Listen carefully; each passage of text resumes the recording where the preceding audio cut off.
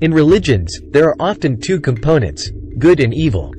Angels and gods usually represent the good, while demons and evil spirits represent the evil.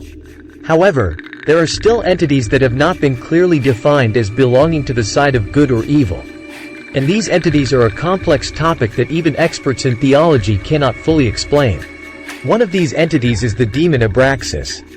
With this video, we aim to present basic concepts and stories related to Abraxas. There is still much controversy surrounding Abraxas that needs to be clarified. So why does Abraxas create such complexity? The name Abraxas appears in ancient culture thousands of years ago. Although Abraxas is a demon of Christianity, its origin is closely linked to the goddess Isis of Egypt. She is the goddess who created the sun, the queen of the gods, and the mother of the pharaohs. The demon Abraxas first appeared in the form of Ouroboros, which is a symbol with ancient origins in Egypt. This image then spread from Egypt to the west during the Hellenistic period. The word Ouroboros comes from the ancient Greek words aura, meaning tail, and boros, meaning eating. Ouroboros is often seen as a symbol of eternal recurrence or rebirth. Additionally, the snake biting its tail represents fertility. While the tail of the snake represents the phallus and its mouth resembles the womb of a woman. From Greek culture, the image of Abraxas gradually entered Christianity. While in Greek mythology, Abraxas was both a god and a demon, in Christianity, it leaned more towards being a demon. The name Abraxas alone has caused significant controversy. According to ancient Egyptian, Abraxas means reverence and sanctity. However, when studying the origin of the Greek word, it is found that Abraxas is a combination of the words Abra and Exes, meaning salvation. Nevertheless, all of this is just a hypothesis. And no researcher throughout human history has been able to find the true meaning of this name. In conclusion, it is believed that Abraxas does not belong to any known language. By arranging its vowels and consonants, it can be seen that Abraxas does not belong to any mystical language or have its roots in any divine inspiration. The typical image of Abraxas is a demon with the head of a rooster or a hawk, with the body of a man and two snake-like legs. The head of the rooster symbolizes enlightenment, indicating that the heart of humans and the universe is the sun.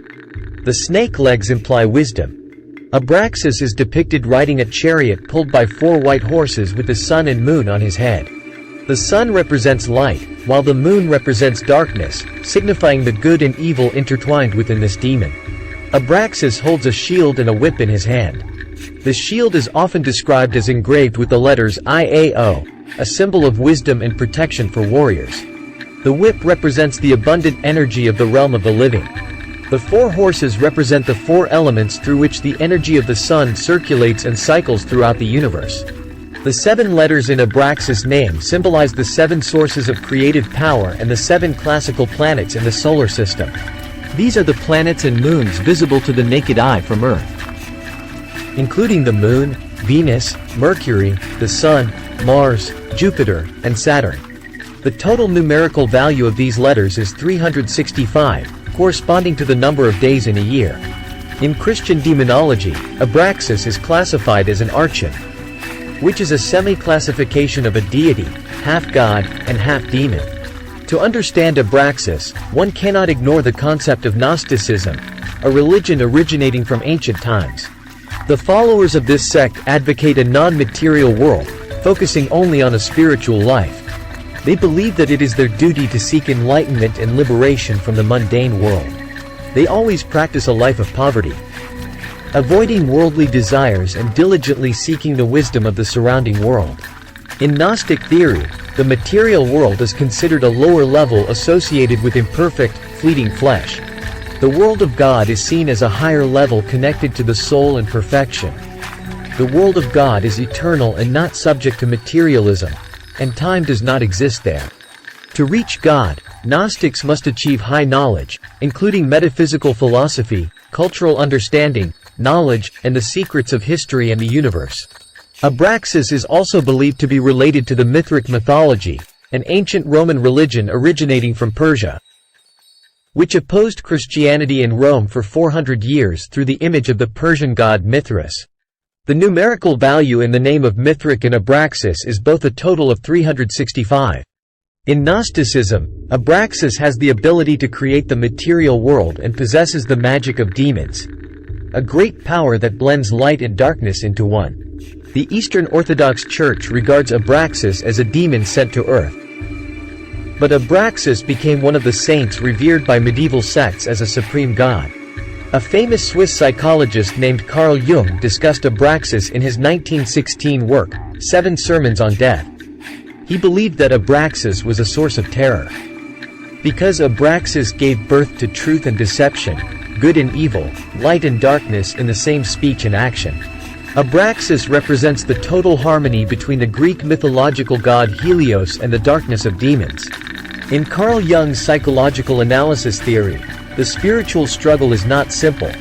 One struggles not only in the faction of angels but sometimes also bows before the fallen angels. Meaning that each of us always contains good and evil parts. According to Carl Jung, fear of Abraxas is the beginning of wisdom, fairness, and enlightenment, which can only be achieved by not resisting this demon. The image of Abraxas was found after excavating archaeological sites from ancient times. Archaeologists found talismans made of cat's eye stone with the image of this demon carved on them. Its typical image is a rooster's head, a human body, and snake feet, as described above. However, there are countless variations of Abraxas, such as a lion's body, a hawk's head. And sometimes its hands are not holding a whip but a sword or a staff. In some engraved stones, Abraxas has no feet but the tail of a serpent. In Christianity, Abraxas' shield often inscribes certain letters with specific meanings. Sometimes the names of archangels such as Michael, Gabriel, and sometimes the letters I-O, which are related to God. In Egyptian culture, Abraxas is portrayed as a god riding with the sun god on a shining chariot. Sometimes people see the image of Abraxas riding on a lion or standing on a crocodile. Abraxas is also related to the supreme gods of Egypt with representations of the Nile River, symbolizing the vitality and rebirth of nature. Or with the scarab beetle, symbolizing the energy of natural regeneration. In Greek mythology, Abraxas is associated with the goddess Hecate. She often appears between 2 torches or a key.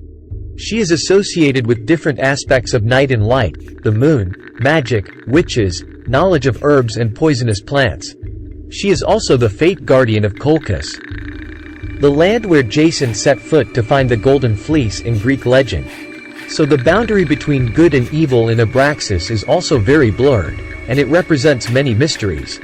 The worship rituals of Abraxas also appear frequently in Gnostic religion, which is believed to have worshipped God and appeared before Christianity in history. However, these ceremonies are usually held quite secretly, and there are very few written records. People only found figurative symbols in the secret councils created by Gnostic followers. Although in some archaeological sites, the image of a character Abraxas can be found placing his hand on the head of a kneeling person, as if performing a baptism or blessing.